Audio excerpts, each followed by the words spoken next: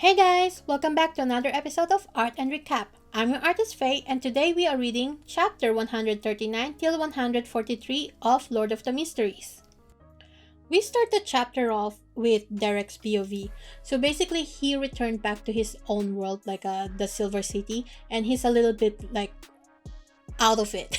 Basically, he's like a little bit confused, a little bit hopeful. He's just, very surprised at what's happened, and also the crystal ball that he used to pray to Klein, it kind of shattered. I'm still confused about this crystal ball, like who did it originally belong to? Okay, we didn't get any information about that at all. So he's like, okay, what's going on here? He actually looks at his hand and he sees that he has the mark that Klein gives to the members of the Tarot Club, the 4 marks, and then it vanished. It's like an invincible tattoo, right? So it's like, okay.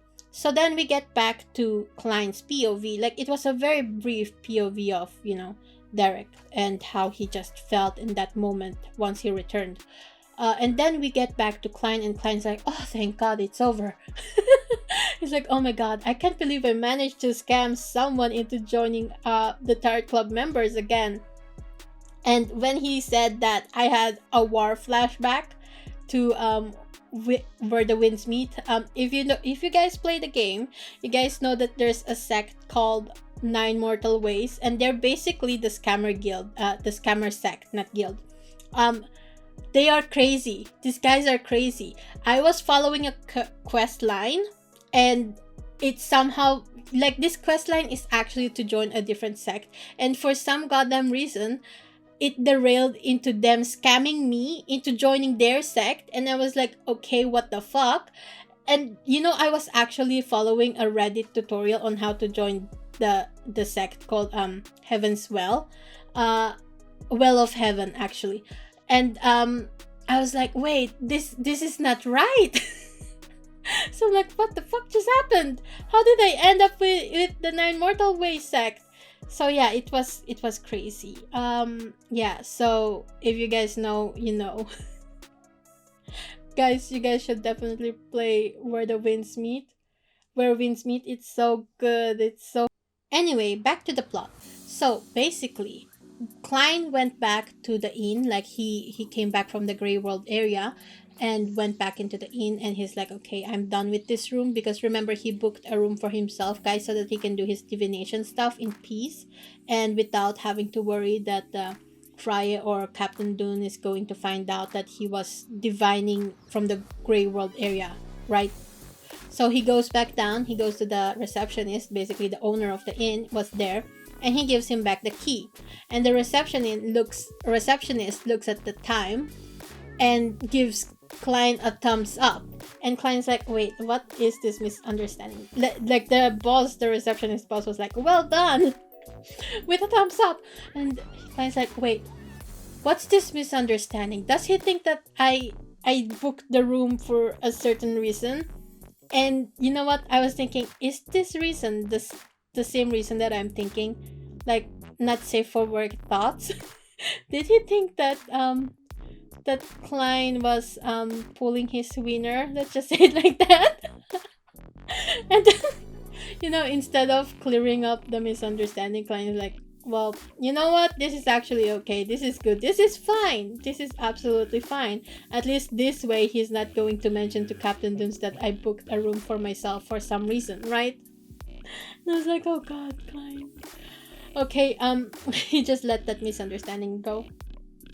So then Klein goes out and then wanders around a little bit before going back into the inn, as if he didn't, spend an hour in a private room doing God knows what.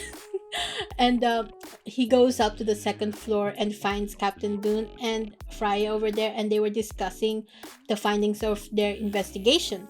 And they confirmed with each other that the wraith probably appeared within the last 3 months. And Klein is like, yeah, that's also what I found out during my investigations. And then he mentions that he met this scoundrel Grey, who said that he has a portrait of the first Baron of Lamud, and that it was 1,000 years old portrait. And Captain is like, wait, don't tell me you bought it. And Klein looks at him like, girl, you know I didn't. Like, do you think I'm so stupid that I would buy something that's obviously fake? But he didn't say that out loud, of course. It's Klein. He wouldn't speak like that to Captain Duns, okay? So he's like, no, actually. He says that even though I'm a history student, I did have to attend some archaeology lessons. And during that archaeology lessons, I learned how to tell a fake from, the real deal. So it's like, so this portrait was obviously a fake. Also, he mentions like really blasé. Also, the guy in the portrait looks a lot like my history teacher. Huh, hilarious, right? And Captain Duns didn't react at all about the mention of Mr. Asic, which, Klein kind of expected because he's like, Captain is so forgetful, and Mr. Asic and Captain Duns, they barely interacted. They maybe interacted that one time when Captain Duns was investigating the death of Welch and Naya. So, anyways, Klein was really betting on Captain Duns' forgetfulness, basically. So, Captain is like, he's like, really, really really tired. Like, he's so tired of the freaking town. It's like, this town is small, but it's so close to a historical site, and there's always like people saying that they found antiques here. And someone then said, yeah, I saw a vendor selling a silver wine glasses from Baron Lamud and whatever. Yeah. And Freya then says, yeah, there's someone that was trying to sell me an insignia of the Lamud family. And Klein's like, did you guys buy them? They didn't look at each other after this. They're like, yeah, no, we're not that stupid, okay? We're not just gonna buy stuff.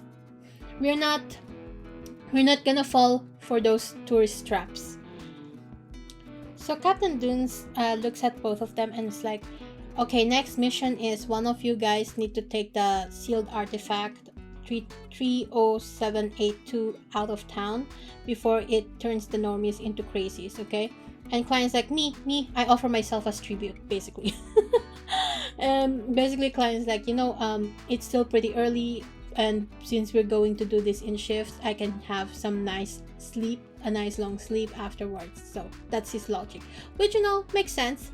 I would also offer to be the first person to watch, just so I can have some good night's sleep.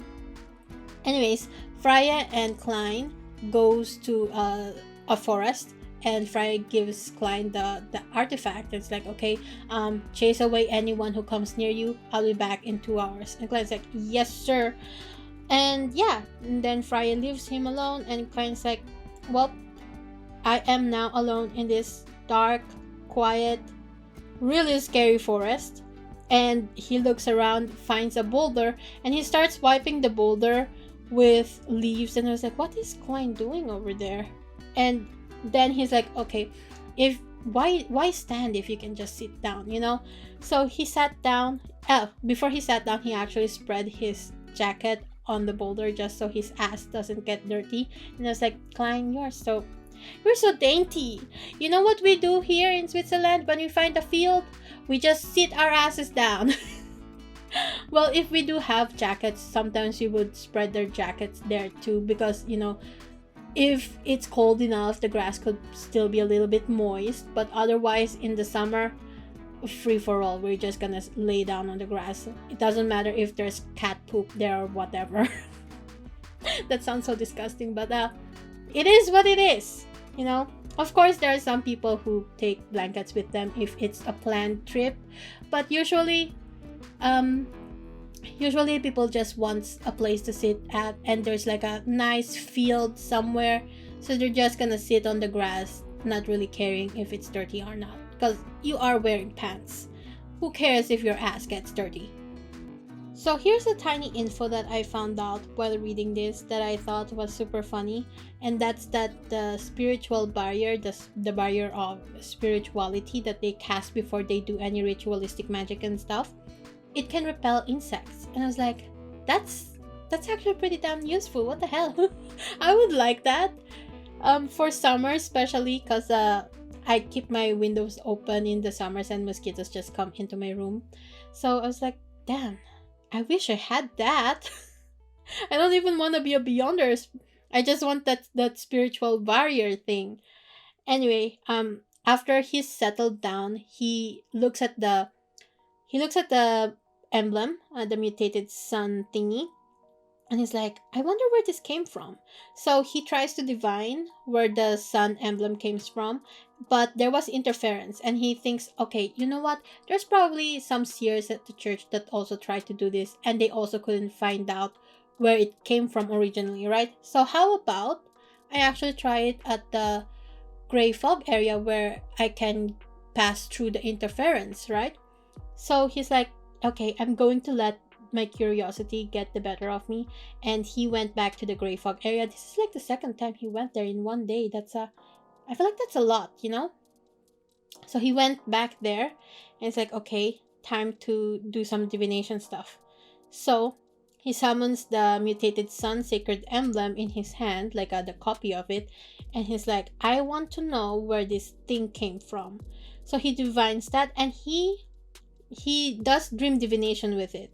So he sleeps in the gray world area, and when he opens his eyes, he saw glowing gold liquid dripping, and there's like an altar and a man that was being sacrificed, and it was crazy. And he's like, okay, what the hell? And he was thinking, what is that golden liquid? What was it?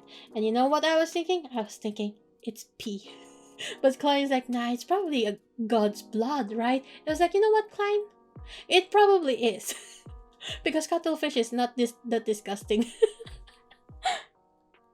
So yeah. He looks at the emblem again and is like, I wonder if I can separate that liquid from this emblem. So he separates it in the gray world area, and he's like, whoa, this is crazy. And then in his excitement, he was thinking to himself, wait, what if I figure out where the golden liquid came from? I want to know that. And you know how it is, curiosity killed the cat. And yeah, that is technically how the chapter ends. Chapter 140 is called Expert at Courting Death. And oh boy, this chapter title, goddamn.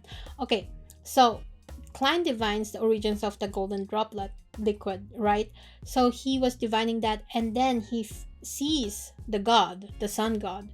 And we know what happened in the donghua. Basically, Klein was burned because he saw God, and the gray fog area was basically halfway destroyed until, it kind of pulled itself back together and basically defended Klein against the god, which is why Klein is still alive.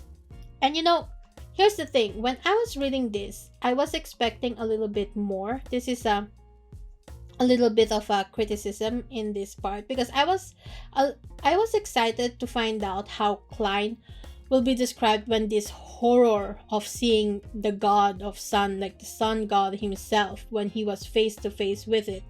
I was a little bit disappointed because it felt like it was a little bit meh. It kind of seemed a little bit all over the place, to be honest. And it wasn't as terrifying as it was in the donghua, because the donghua, the way it showed Klein's skin melting off and the way he was screaming in pain, it was just really, it stuck to me. So this part here of the novel was a little bit disappointing, and I guess it's also a little bit confusing because the text is a little bit all over the place.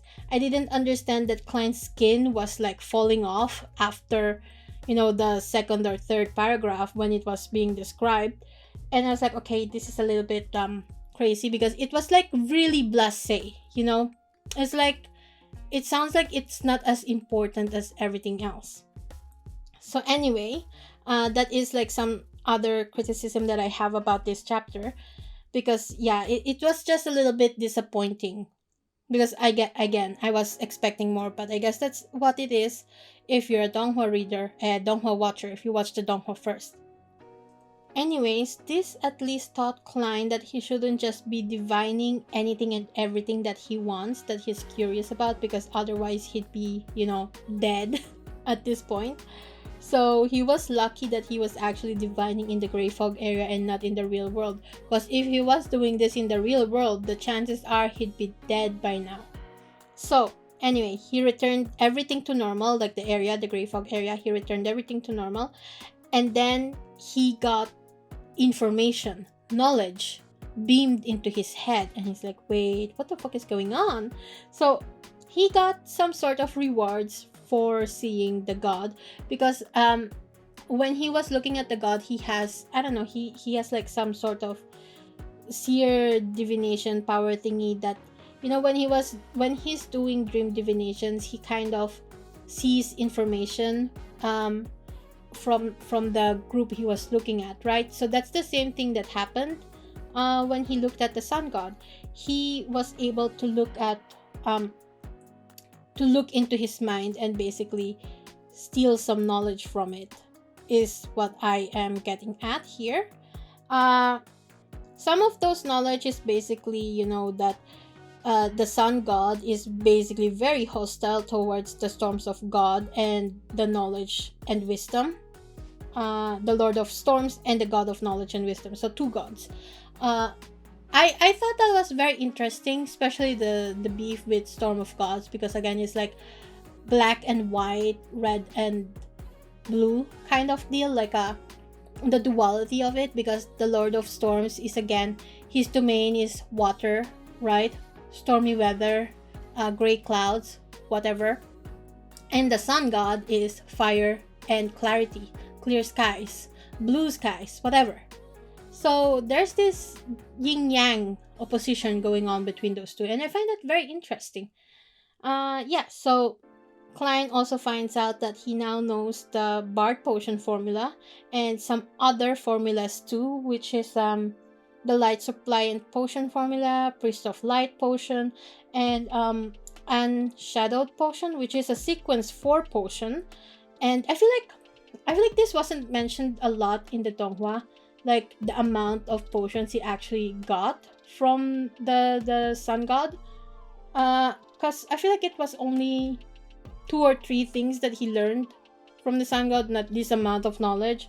So yeah, he got a lot of information, and I didn't know that the sequence 9 of the Blazing Sun, the sun potion, the sun sequence, was actually a bard.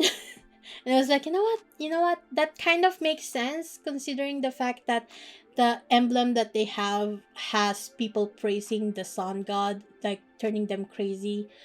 And I was thinking, Derek wants this pathway, so he's going to become a bard. That means he needs to know how to sing. Does he know how to sing is the question here. He's gonna be an idol. He's gonna be a teen idol, guys. Oh my god. So anyway, he also learned how to make the sun charm and how, like, the emblem that he has right now can power it, basically. He needs to basically learn or figure out how to take the charm on the emblem so that he can create the charm with it and use the emblem to power it, so that he doesn't have to pray to the sun god actually to get it. Because imagine if Klein prayed to the sun god and the sun god is like, wait a second, I know this little shit peeked into my mind a couple days ago, what the fuck? And then he gets punished and Lord of the Mystery ends there and then. So Klein is also wondering what the hell is a white angel, because he saw something there with a white angel or whatever. So I was thinking to myself, white angel, are we going to meet Lucifer in the future? Just a thought. Or maybe Michael, Gabriel, Metatron. I'm just throwing angel names at you guys. But I think Lucifer would actually be a very interesting character to meet in Lord of the Mysteries, I feel like, because Lucifer literally means light bearer, right? So I feel like as someone in the pathway to, like, the sun god, I think that kind of checks out, maybe. What do you guys think? Anyways, Klein returns back into the real world and realizes that he still has a lot of time until Friday comes to, do his shift. So Klein's like, okay, I guess I can just chill, And that is how the chapter ends. Chapter 141 is called Nightmare. And in this chapter, Klein is looking at the emblem again. And he was thinking, you know what? the Church of the Eternal Blazing Sun must have been searching for this thing all over the place, because again, it has a drop of their god's blood on it, and it's just by the Nighthawks, like the Evernight goddess's church has it. And I was thinking, do they know that the Evernight Goddess Church has it? Do they know that? Because I feel like if they knew that, they would demand it back for sure. And I was thinking, this is probably a secret from those organizations, because again, I feel like it's going to be an all-out war if they knew that, or they're going to try to steal it at some point in the future. They probably also have some stuff from the other gods and goddesses, right? Like if the sun god, they probably have something from the Evernight goddess too. I feel like that will be the case, and maybe they will exchange it at some point in the future. I don't know. Anyway, Klein sits there and waits for Freya, and Freya actually arrives like 10 minutes earlier than he's supposed to. And Freya looks at Klein, and Klein's like really pale, because again, he just came back from seeing the sun god and basically getting burnt alive. And Freya's like, bro, you alright? What happened? And Klein's like, I just did my shift at Chinese Gate last night, and I didn't sleep well this morning, so I'm a little bit tired. So yeah, I look dead because, I'm super tired. I just need some sleep, basically. So he then says, okay, should I come back in like 4 hours for your shift? And Fry is like, no, you can come back in like 7 hours. The captain doesn't need to sleep anyway. So Klein's like, okay then. So he goes back to the inn, gets a little bit ready. Actually, he didn't even clean himself up. He just flopped on the bed and then fell asleep. And in his dreams, he was actually dreaming of the modern world. He was playing a game that he hadn't beaten yet, and there's like a cup of soda and spicy chicken wings on his left, and he's just enjoying life basically in his dream. And he was about to have a piece of the delicious chicken, but then the dream shifted and he's suddenly in Tingen at the number 2 Daffodil Street, basically his house. And it's like, yo, what the fuck? And in front of him instead is something that he made, the mutton, if I remember correctly. And he was about to eat, but then he saw that there's a person standing outside the window, and he looks up and he was a little bit shocked because it was Captain Dooms that was clinging so close to the window. And he's like, what the fuck?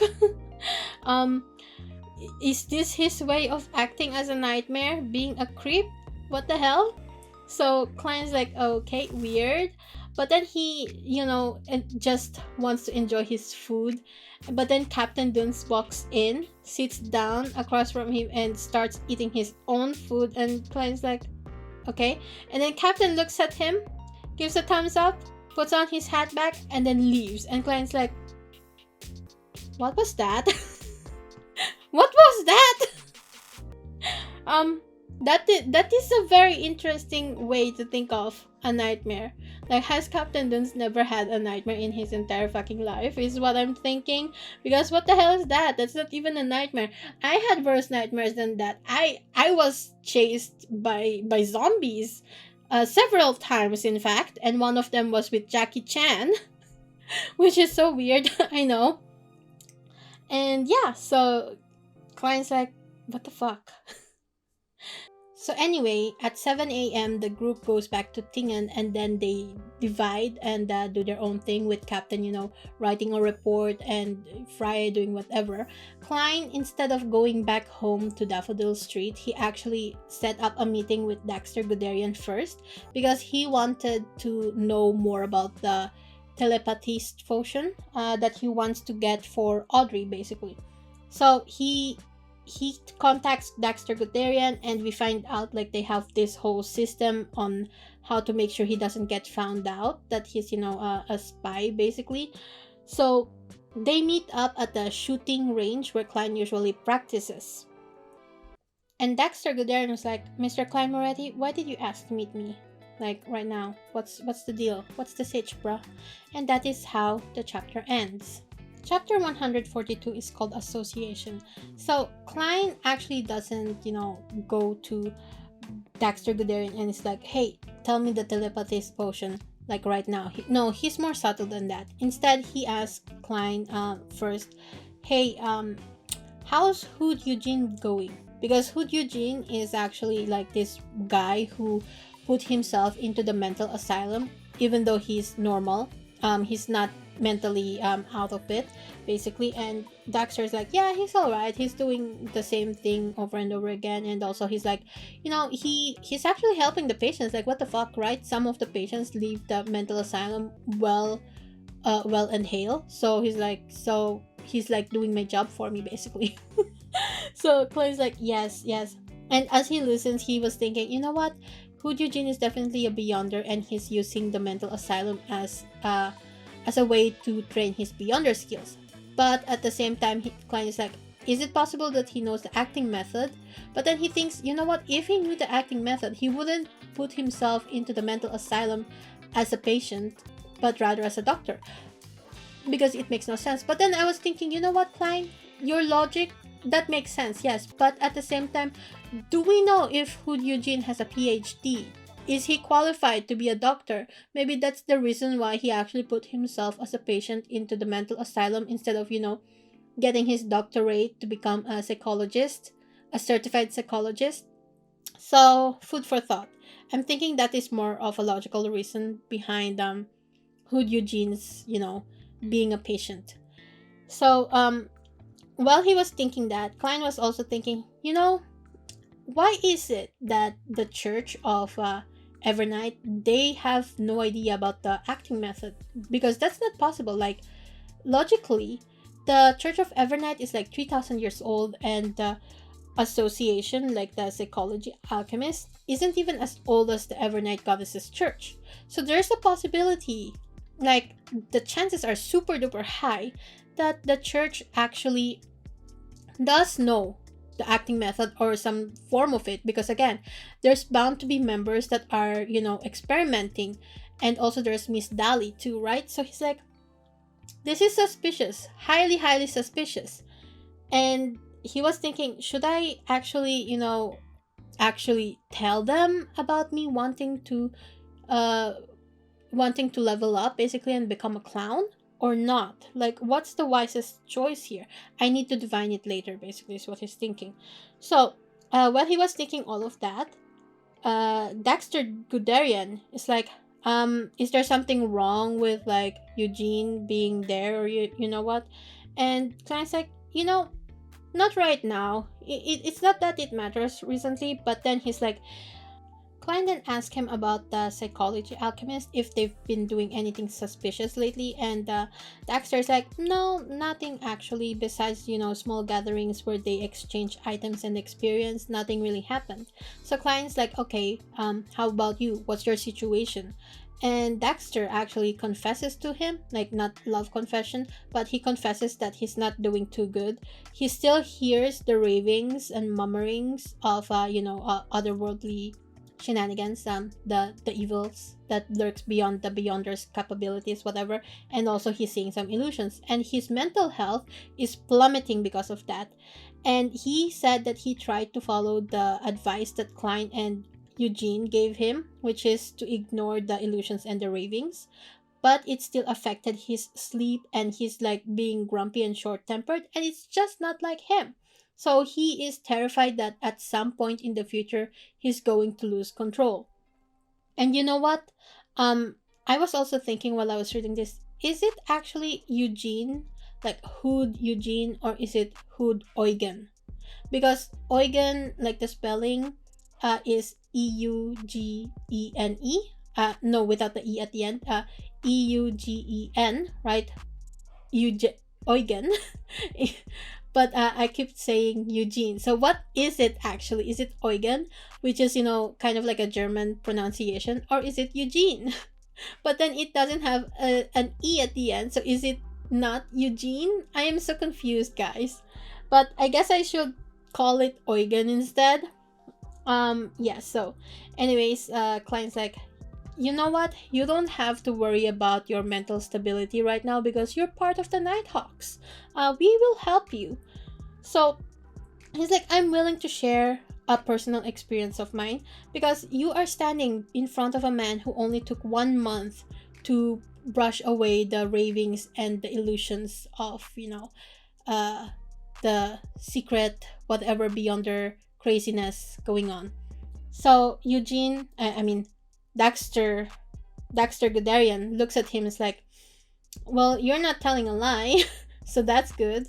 Uh, there's a little bit of a lie, but it's mostly the truth, is what Dexter Guderian said. So Klein was thinking, well, yeah, it's really hard to lie to a spectator, so I try my best not to lie to them.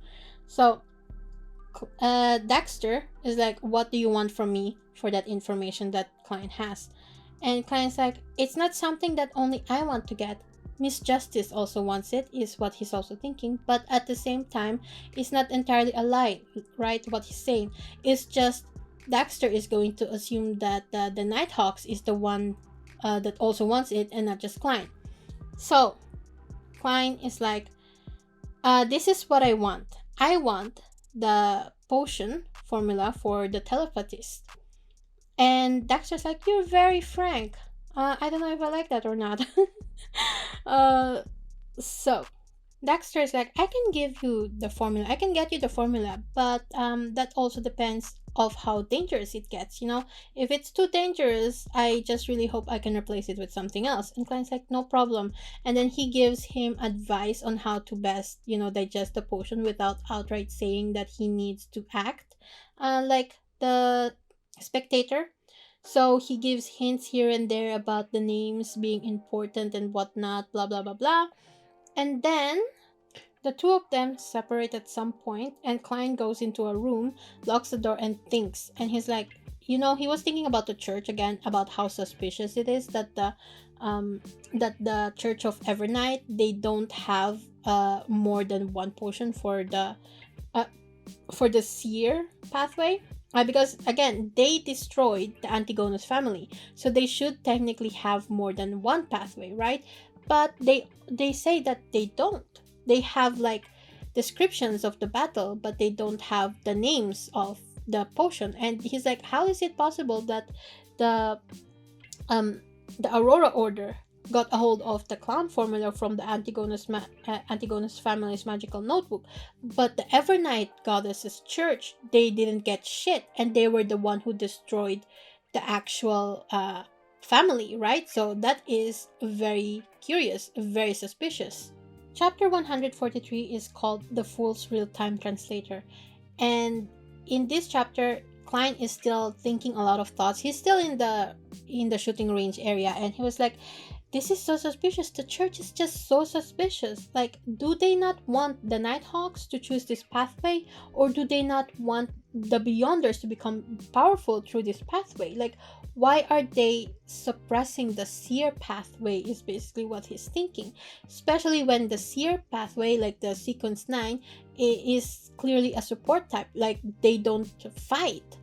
So, he was thinking, this is so suspicious. And they didn't even provide the names for the potion for sequence 8 and 9, 8 and 7 basically. And they only said that there's like the battle characteristics that they were describing, but not the name, not even the name. So he was thinking, it's also possible that the church might already hold the actual formulas, but they didn't tell it to anybody, right? So Klein was thinking, is it possible that they are afraid that the Nighthawks who follow this path, that they will be controlled by the Antigonus family in the future? Because again, Klein is hearing murmurings of the Antigonus family, like the Hornacis mountain range, Hornacis Phlegrea, as they keep saying in the donghua. I just realized that they don't really say that a lot here in the novel. They don't mention it a lot, actually. So I wonder how suspicious and how important that is actually. Or yeah, so he's like sussing out the church, and he's thinking, should I even actually hand over my special application to become a clown? Because again, he's like, I am now a seer, and it's gonna be suspicious if I don't want to become a clown, because he knows that they have the clown potion now, right? They got it from one of those guys from the Aurora Order, the one that they researched. search the house from. The guy that Klein fought with, I forgot his name, but whatever. So he's like, it would be more suspicious if I actually don't apply, right? So he was thinking, the only problem is that I actually digested my seer potion in just a month. But then he was thinking, I can also always explain that I was inspired by Dali and Old Neil, because he knows those two. So he can say I was inspired by them, and yeah, it helped him digest his potion faster. So while he was thinking that, he was also thinking Dali only got attention from the higher ups after she digested the sequence 7 potions in 3 years. So he was probably going to get the attention after he digested the sequence 8 potion, like really super quickly, right? He was thinking, okay, if I digest it like in a couple months, then yeah, the higher ups are definitely going to be after my ass. So he's like, this is a risky move, and I don't know if I should follow through, so I'm just going to ask divination if I should. So yeah, we also find out in this chapter that Klein is using the revolver that belonged to Welch. And I find that really interesting, because isn't that the revolver he tried to kill himself with, basically? Also, we find out that Captain Dunn and Leonard has been teaching him how to maintain that revolver. And when I read Leonard, I was like, Leonard Crowns, yes! So anyway, Klein finishes his training, and then he goes back home, and he finds this young lady pacing about his door, and we find out it's actually Elizabeth, who wanted to thank him personally because she didn't have a nightmare that night. Because again, Klein resolved that issue with her with the wraith, right? So she was super happy, wanted to thank him, and he's like, I'm going to visit Melissa some other time. I have to go now, Mr. Klein, Mr. Moretti. I have classes to go to. So she left after that, and while she left, she was looking at Klein's like, oh, Melissa definitely doesn't know how great her brother is. And I was like, girl, do you have a crush on Klein? Because mood, understandable. He is kind of your hero, so you know what? That's fair enough. Anyway, today was actually supposed to be the Tarot Club member meeting, right? The Tarot Club meeting. But Klein still had a lot of time before he has to meet up with the members. So he's like, okay, you know what? I'm going to stop by at the bakery store, at Madame Smyrene's bakery, and get myself some sweet iced tea, because he loves his sweets, right? So he goes there, gets his iced tea, and then comes back and then starts his divination thing again. He asked in the Grey Fog area if he should actually obtain the clown potion through the Nighthawks, and his divination said, yeah, sure, why not? So Klein's like, okay, that's a positive, so I guess I'm going to do that. So yeah, before that, he was like, I seriously need to develop my Tarot Club, because again, there's only 3 members at it right now, and they're all low-level Beyonders except for Alger, and one of them isn't even a Beyonder yet. So he's like, okay, time to summon the kid from the City of Silver. So he summons Derek, and Derek was, he was waiting for Klein to summon him. He was like not eating, and he just stayed on that in his room basically with some food, but his supplies is running low. He's like, I'm so hungry. But then Klein summons him, and basically Klein looks at him, and he tries some magic shenanigans from the Grey World area so that he can actually understand Derek, because again, Klein already knows a little bit of the Jotun language, so he has a certain amount of mastery from it, and because of that, he was able to translate Derek's words like in real time, which is super cool. So anyway, Klein's like, okay, here is the incantations for my name, but make sure that you don't, that other people don't know about it. So he tells Derek, you need to pray the fool that doesn't belong to this era, the mysterious ruler above the gray fog, the king of yellow and black who wields good luck. And Derek memorizes that, and yeah, it's basically a simple ritual. Anywho, Klein tells him, do this simple ritual whenever you're in the City of Silver and wait 1,000 heartbeats. Make sure make sure you're isolated, wait for 1,000 heartbeats, and then I will summon you, right? And I was like, 1,000 heartbeats? And Derek is also like, 1,000 heartbeats? And when I was thinking that, I was like, is Derek going to actually count to 1,000? Or is he going to calculate how many minutes are actually in 1,000 heartbeats? Because, guys, how many minutes are actually in 1,000 heartbeats? Is super curious about that. Because I don't know math. Anyway. Klein pulls out his pocket watch and Derek is like, whoa, what is that? This implies that there is no pocket watches in Derek's world. And I am wondering, do they even have watches, actually? Because again, they don't, like, time works differently there. I feel like it's like very, very weird. Like they're completely isolated from the rest of the world. So how would they know that they're going by the right time? Like they could be going by, I don't know, 70 seconds per minute instead of 60 seconds per minute. Like, you know what I mean? So yeah, anyway. Anyway, Klein summons Alger and Audrey and introduces Derek as the new member, as the son. And Audrey is super happy about it. She's like, oh my god, new member, I feel like a protagonist. Oh my god, this is so cool. But Alger is like, well, you know what, I would have preferred it if Mr. Fool actually, told us that he was going to have a new member join us. But, it's Mr. Fool. He didn't really have to care about our feelings. And when he was thinking that, I was like, God damn, Alger, you're right. Klein doesn't need to care about your feelings. This is not a democracy, okay? So, anyway, Audrey entered her spectator mode. And we actually don't know how Audrey enters her spectator mode. I don't think it's ever been mentioned in the text. But she enters it in and out however she wants, which might imply her talent, actually.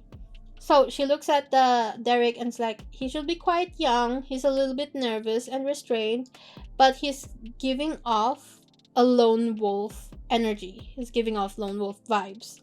So after she did her evaluation, she looks over at Klein and is like, Mr. Fool, I've collected another 2 pages of Emperor Roselle's diary. Yeah, and that is how the chapter ends.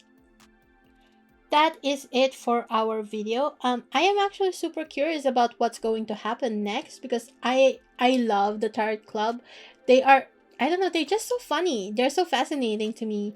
And especially because this part here is not in the donghua yet, so I am completely blind at what's going to happen next, and I love that for me. So yeah, what do you guys think of this episode? Before I go, please leave a like, subscribe, and leave a comment. It helps my channel out a lot. My commissions are still closed. It will open mid-January, but my Vision link is down in the description below if you guys are interested. Check out my story, Dreaming of Aurora, if you have the time. And finally, thanks to my patrons, Robert Vanarik and J. Voljevelitska for the support. I'll see you guys next time. Bye!